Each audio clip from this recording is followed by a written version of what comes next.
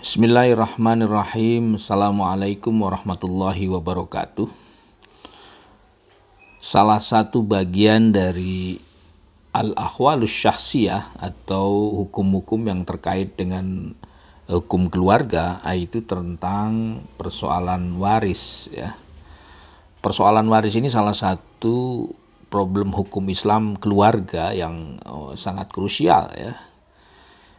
Ada satu sinyalemen bahwa banyak orang Islam sudah mulai meninggalkan ya praktek-praktek penggunaan sistem kewarisan Islam. Makanya dalam satu riwayat yang masyhur, salah satu ilmu yang akan dicabut oleh Allah itu adalah ilmu faraid, yaitu ilmu tentang waris.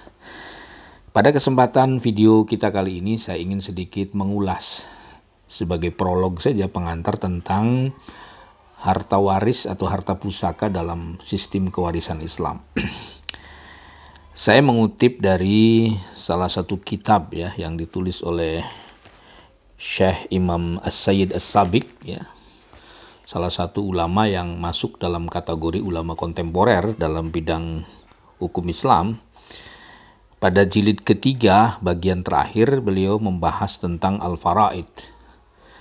Tapi secara spesifik saya akan mengutip beberapa item terkait dengan tirkah. Tirkah itu harta pusaka.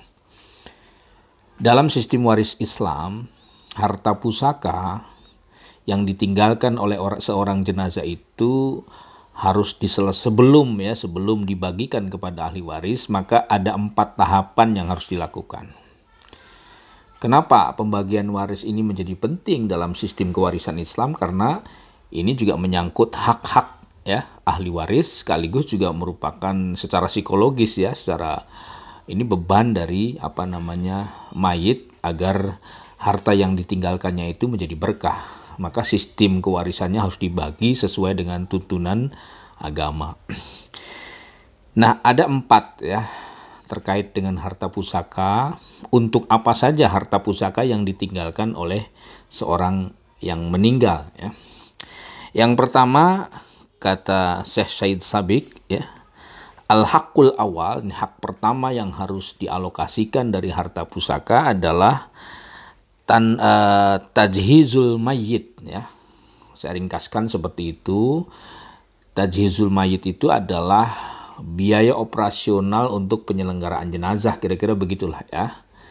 Jadi biaya yang dikeluarkan atau biaya yang keluar akibat penyelenggaraan jenazah, misalnya pada saat meninggal dia dirawat di rumah sakit, butuh biaya, harus sewa ambulan, harus menyewa tanah pekuburan untuk jenazahnya, misalnya butuh biaya, maka lebih utama biaya yang dikeluarkan diambil dari harta pusaka si mayit. Itu yang pertama. Dan teknisnya seperti apa? Tentu bisa saja nanti secara teknis ya diselesaikan dulu oleh ahli warisnya. Kemudian pada saat atau ditanggulangi dulu dananya oleh ahli waris. Setelah itu selesai, maka pada saat situasi yang sudah memungkinkan, harta itu diganti dari harta pusaka milik jenazah. Kalau jenazah itu meninggalkan harta tentu saja. Itu yang pertama. Katakan saja misalnya pengurusan jenazah itu habis 10% ya, berarti dana atau tirkah tinggalan harta pusaka mayit itu tinggal 90%. Kemudian yang kedua, alokasi yang harus dikeluarkan dari harta jenazah atau harta si mayit adalah qada'u duyunihi ya. Qada'u duyunihi artinya membayarkan hutang-hutang jenazah. Ini penting ya. Bisa saja sebenarnya ahli waris yang memiliki kemampuan, anak-anaknya misalnya atau keluarganya yang memang secara ekonomi, secara finansial memungkinkan, bisa saja membayarkan utang-utang dari jenazah. Tetapi dalam penjelasan kitab ini akan lebih utama kalau membayar hutang itu diambil dari harta pusaka yang ditinggalkan oleh jenazah. Sekali lagi tentu teknisnya bisa diatur oleh ahli waris ya. Jadi penting.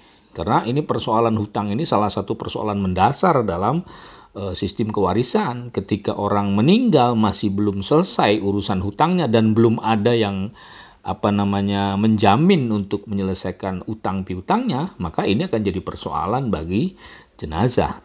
Sampai ada satu riwayat ya yang sangat populer ketika Rasulullah mau menyolatkan jenazah di Madinah, ya, pada sahabat sudah kumpul mau menyolatkan, kira-kira begitulah ya. Kemudian Rasul bertanya, apakah jenazah yang akan kita solatkan ini sudah selesai urusannya dalam konteks utang?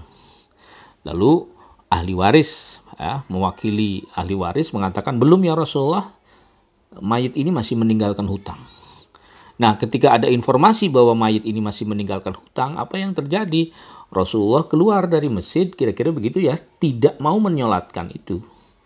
Tapi bergegas ahli waris dari jenazah itu segera mengejar Rasul dan mengatakan, ya Rasulullah, saya yang akan bertanggung jawab menyelesaikan utang-utang jenazah itu.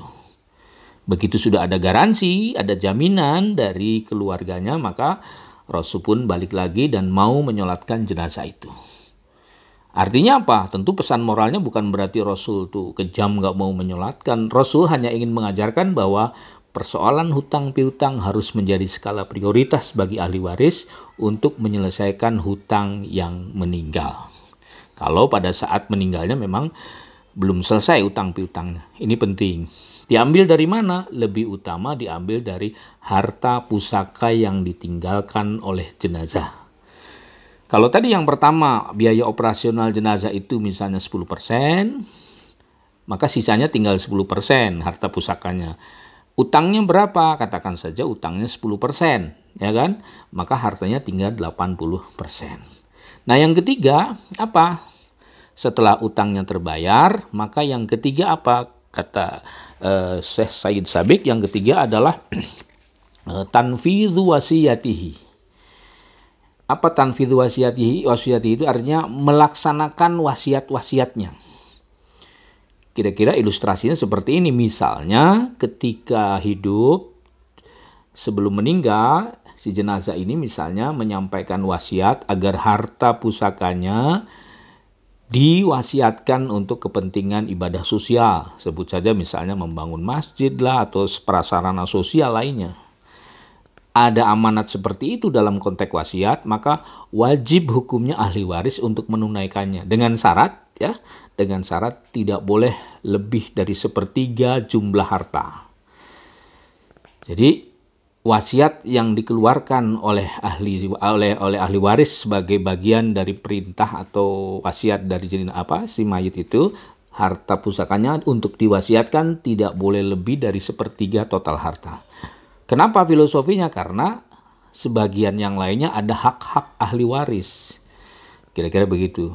Dan ini idealnya kalau wasiat itu tidak diberikan kepada ahli waris. Makanya ada satu hadis dalam yang kita kenal dari Rasulullah, la wasiyata liwarisin. Jadi kalau memberikan wasiat harta itu diberikan kepada dana-dana sosial dan tidak seharusnya diberikan kepada ahli waris. Kenapa? Karena ahli waris sudah punya bagian berupa harta waris.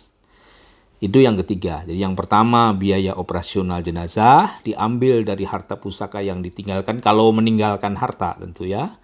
Yang kedua adalah membayar hutang-hutangnya. Katakan tadi jenazah operasionalnya 10%, membayar hutangnya 10%. Kemudian wasiatnya misalnya 10% juga kan. Berarti ada sisa 70%. Nah, baru 70% itu dibagikan kepada ahli waris yang berhak. Sebut saja misalnya yang meninggal itu seorang suami, ya, meninggalkan istri, meninggalkan anak laki-laki 1 misalnya, ya, meninggalkan anak perempuan 1, ya. Maka segera dibagi warisnya yang 70% itu dengan catatan 1/8 untuk istrinya, ya. Karena seorang suami yang meninggalkan anak, maka istrinya mendapatkan 1/8. Dan anak laki-laki dan anak perempuannya dapat asabah, sisa. Dengan catatan 1/2, ya, 2 bagian untuk laki-laki dan 1 bagian untuk perempuan. Nah, saudara-saudara sekalian, itulah pengantar awal ya tentang pentingnya mengalokasikan harta waris sesuai dengan tuntunan agama. Sekali lagi, harta pusaka yang ditinggalkan oleh jenazah itu harus dialokasikan pada 4 poin ya. Yang pertama adalah biaya operasional jenazah, yang kedua adalah membayarkan hutang-hutangnya ya, dan yang ketiga adalah menunaikan wasiatnya, Dan yang keempat, membagi waris kepada ahli waris yang ada. Mudah-mudahan kajian kita tentang waris sebagai pengantar ini akan memberikan inspirasi buat kita semua tentang pentingnya membagi waris berdasarkan hukum Islam. Terima kasih. Assalamualaikum warahmatullahi wabarakatuh.